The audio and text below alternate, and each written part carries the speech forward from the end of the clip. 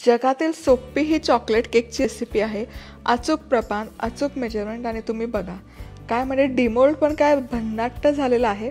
आणि याचे स्लाइसेस बघा, एकदम जाळीदार मौसूद हा केक बनवून तयार होतो। आहा, पटकन रेसिपी सुरू करूया। नमस्कार, मी मधुराज रेसिपी मराठीमध्ये तुम्हा सर्वांचं खूप खूप खूप मनापासून स्वागत। आज आपण जगातील सोपा चॉकलेट केक कसा बनवायचा ते बघणार आहोत। चॉकलेट वॉलनट केक म्हणा, चॉकलेट केक म्हणा, तुम्हाला जे नाव द्यायचं ते द्या, पण अतिशय सोप्या पद्धतीने बनवून होतं। कमीत कमी साहित्य लागतं। पटकन रेसिपी करूया। पण अशाच मस्त मस्त रेसिपीसाठी यूट्यूबवर मधुराज रेसिपीला पटकन सबस्क्राईब करा। तर सगळ्यात आधी काय करायचं, सगळ्यात आधी दूध घ्यायचं। अर्धा कपला थोडंसं जास्त, 1 कपला कमी, पाऊण कप, 3/4 कप याला म्हटलं जातं। आणि हेच आहे ना, हाच कप वापरला पाहिजे असं काही नाही। घरात जी वाटी असेल ना, ते एका वाटीचं बाउलचं प्रमाण घ्या। त्या प्रमाणात हे सगळे जिन्नस तुम्ही इथे घेऊ शकता। आता यामध्ये त्याच्या अर्ध्या आणि थोडंसं कमी तेल घेते। तेलाच्या ऐवजी बटर किंवा तूप घातलं तर तुपाचं प्रमाण कमी करा। आता तेल झालं की यामध्ये पुढे आपण घालतोय पिठी साखर। पिठी साखर पण 1 कपला थोडी कमी, अर्धा कपला जास्त, म्हणजेच पाऊण कप, 3/4 कप।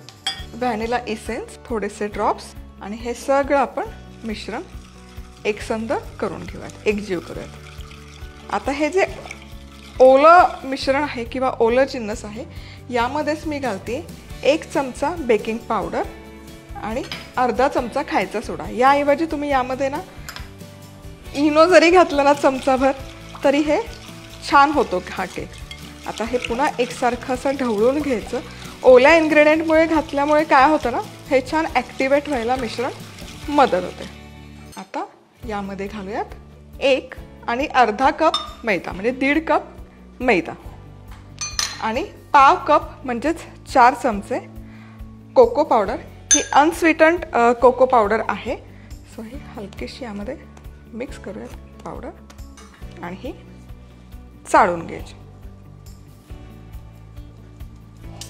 क्या बात आहे। आणि आता हे सगळं मिश्रण एकसंध फक्त ढवळून घ्यायचं, एका डिरेक्शननेच ढवळायचं आणि खूप वेळ नाही लावायचा। आता इथून पुढची प्रोसेस आपल्याला करायची आहे फास्ट। अशाच मस्त चमचमीत आणि झणझणीत रेसिपीजसाठी मधुराज रेसिपीला फेसबुक पेजवर लाईक करा, त्याचबरोबर डेली अपडेट्ससाठी फॉलोही करा। वाह, क्या बात आहे। हे सगळं मिश्रण असं ढवळून घेतलेलं आहे।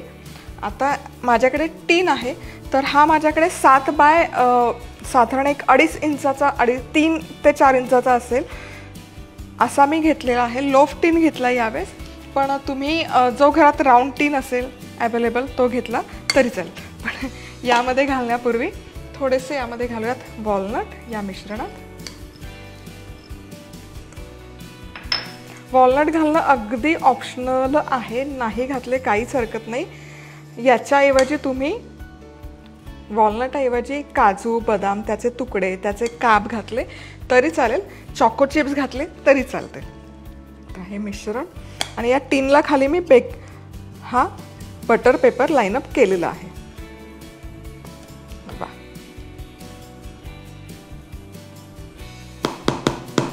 छान असं हे मिश्रण घातलं की पुन्हा थोडेसे वॉलनट यावर स्प्रिंकल करायचे।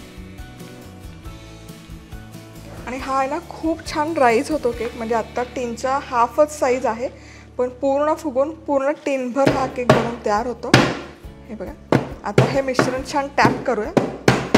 टॅप करणं गरजेचं आहे, जेणेकरून त्यात एअर बबल असतात ते निघून जातात, आणि त्याच सोबत तो केक आहे ना मध्ये त्याला चिराबिरा पडत नाही। हा केक आपल्याला करायचा आहे कुकरमध्ये। तर कुकर काय करायचं ना, कुकरची ही रिंग काढली आहे झाकणाची, आणि हा मी ॲक्च्युली गरम करून घेतला, तापवून घेतला। झाकण ठेवायचं, झाकणासकट तापवायचा कधी पण कुकर, आणि हाय हीटवर, जितका हाय हीट असेल त्यावर 5 मिनिटं प्रीहीट करून घ्यायचा आहे।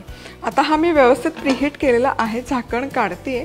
याच्या बेसला मिठाची लेअर घालायची असेल तर घालू शकता, पण माझा ना हा 2010 पासूनचा कुकर आहे, जो मी फक्त कुकरचा केक बनवण्यासाठी वापरते, त्यामुळे बाकीसाठी नाही वापरत। त्यामुळे मी आता मीठ यामध्ये ठेवत नाही आहे। भारतातून मला पाठवला होता माझ्या वडिलांनी, त्याचा व्हिडिओ पण तुम्हाला दुसऱ्या चॅनलवर बघायला मिळेल। आता ह्याचं लावायचं झाकण, मंद आचेवर, खूप हाय हीटवर नाही ठेवायचं आणि खूप लो हीटवर पण नाही, थोडंसं लो टू मीडियम हीटवर एक 40 मिनिटात हा व्यवस्थित बेक होतो. आता कुकर किंवा अव्हन प्रीहीट करणं का गरजेचं आहे? अव्हन वापरत असाल तर 180 डिग्री सेल्सिअसवर 5 मिनिटं प्रीहीट करा. कुकर असेल तर 5 मिनिटं हाय हीटवर प्रीहीट करा. काय होतं ना, केकमध्ये आपण घालतो खायचा सोडा आणि बेकिंग पावडर, यामध्ये असतो. सो या दोन्हीचं संयुग झालं की याच्यातून ना वायू रिलीज होतं, कार्बन डायऑक्साईड, म्हणजे ते बबल्स रिलीज होतात. आता ते बबल्स रिलीज होतात आणि त्याला पुरेसं तापमान नाही मिळालं तर ते प्रसरण पावत नाहीत आणि त्याला हवी तशी जाळी फुटत नाही. त्यामुळे अव्हन असो कुकर असो प्रीहीट करणं गरजेचं आहे. गरम याच्यात ठेवा, पण एक्सेस पण नको. जर खूप अति प्रीहीट झाला असेल तर मग केक सुका सुका होतो, ड्राय होतो. त्यातलं म्हणजे आउटर जो लेयर आहे ना तो पटकन शिजतो, मध्यभागी तितका शिजला नाही जात आणि वरचं जे आहेत ना केकला भेगा भेगा भेगा पडायला सुरुवात होतं. त्यामुळे प्रीहीट करा, पण खूप अतिउत्साहात अति प्रीहीट नका करू. आता 40 मिनिटं हा छान मी बेक करून घेते. चला तर मग हा केक बरोबर 40 मिनिटं मंद आचेवर बेक केलेला आहे. आता चेक करूयात.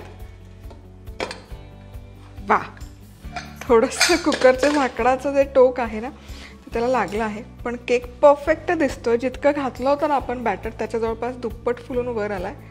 आणि सुरी घालून बघायची किंवा एखादी टूथपिक ही छान अशी क्लीन आली पाहिजे. याचा अर्थ केक आपला आतपर्यंत छानपैकी बेक झालेला आहे. आता काहीही करायचं नाही. आता हे व्यवस्थित भांडं बाहेर काढायचं आणि पूर्ण थंड करून घ्यायचं. केक कट करायची अजिबात गडबड करायची नाही. चला तर मग केक इथे छानपैकी थंड झालेला आहे. आता एजेस आहेत ना हे लूज करून घ्यायचे, हे फार महत्त्वाचं काम आहे.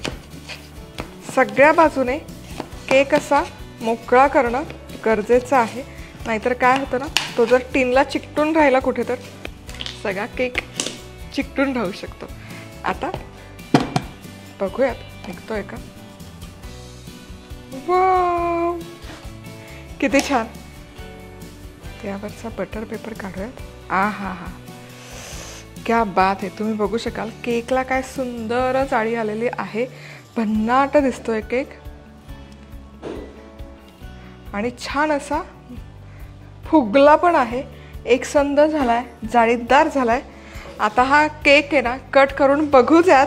आणि आता हा केक आपण कट करणारच आहोत, करून बघूयात. पण अशाच खूप साऱ्या केकच्या रेसिपीज यूट्यूबवर मी ऑलरेडी अपलोड केलेल्या आहेत. Cake by Madhura's recipe search केलं तर सगळ्या रेसिपीज बघायला मिळतील. पुन्हा भेटूयात अशाच मस्त रेसिपीसोबत. तोवर मस्त राहा, खुश राहा, आनंदी राहा आणि सगळ्यात महत्त्वाचं खात राहा.